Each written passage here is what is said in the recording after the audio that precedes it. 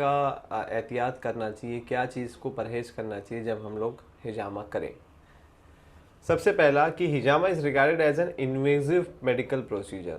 अब जैसे आपको मालूम है कि हिजामा के अंदर हम लोग ब्लड निकालते हैं और पंचरिंग कर रहे हैं, तो एक इन्वेजिव प्रोसीजर है। तो यहाँ पर हम लोग को कुछ चीज़ों का बहुत ज़्यादा ध्यान देना चाहिए। In recent years, there has been a proliferation of dangerous infections that are transmitted easily through blood and body fluids. These include HIV, hepatitis B, hepatitis C, and viral fever. There are many cases where hijama has resulted in infection with the HIV and hepatitis viruses, and at least one documented HIV infection has occurred in Saudi Arabia and 2 documented cases reported in Iranian studies.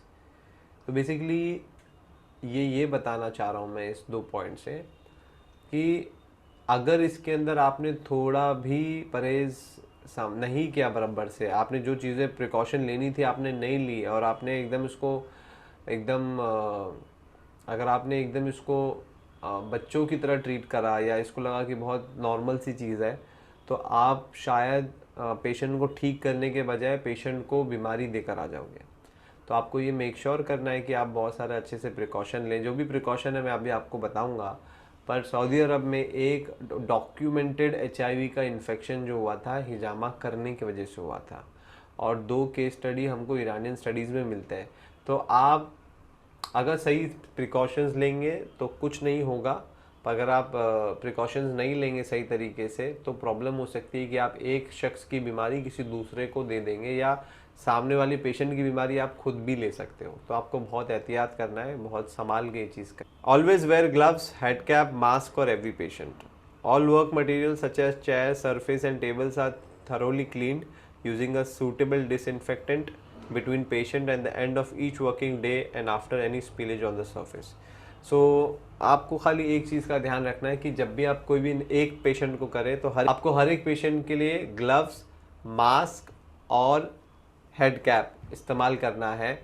और आप हर एक patient का जब भी आप preparation करें तो उस प्रिपरेशन के पास सारे इंस्ट्रूमेंट आपके क्लीन होने चाहिए। उसको सही डिसइंफेक्टेंट के साथ उसको क्लीन करिए, उसको UV रेज रेडिएशन में डालें। एक मशीन आती है जिसके अंदर आप सारे इंस्ट्रूमेंट को रखें तो वो खुद ब खुद स्टेरलाइज हो जाता है, या आप नॉर्मल स्पिरिट या सैनिटाइज़र से भी उसको सैनिटाइज कर सकते हैं, उसको स्टेरलाइज कर सकते हैं। तो आप कोशिश करिए कि सारा आपका इंस्ट्रूमेंट क्लीन हो और आप हर एक पेशेंट के लिए नए ग्लव्स इस्तेमाल करें। मैंने खुद हिजामा कैंप्स में देखा है लोगों को कि बगैर ग्लव्स के लोग हिजामा करते हैं। जब आप बगैर ग्लव्स के लोग हिजामा करते हैं तो ऑब्वियसली आपके हाथ में ब्लड लग जाता है, और हाथ पे जब ब्लड लगता है तो वो नाखूनों के अंदर चला जाता है। और अगर आप उस ब्लड को लेकर किसी दूसरे पेशेंट को ट्रीट करते हैं, क्योंकि हिजामा कैंप में होता है ये कि सारे पेशेंट साथ साथ में ही होते हैं, ज़्यादा दूर दूर पे नहीं होते हैं, नज़दीक नज़दीक होता है। तो एक ही डॉक्टर या एक ही थेरेपिस्ट जो होता है वो 2-3 पेशेंट को करता है। तो आप पॉसिबल है कि आप किसी एक की बीमारी दूसरे में डाल सकते हैं। तो कोशिश ये करिए कि हर एक पेशेंट के लिए नया ब्लेड, नया लैंसेट और नया ग्लव्स। अगर आप इसको मेंटेन करेंगे तो आप कभी भी किसी को भी प्रॉब्लम नहीं दे पाओगे, और आप कभी भी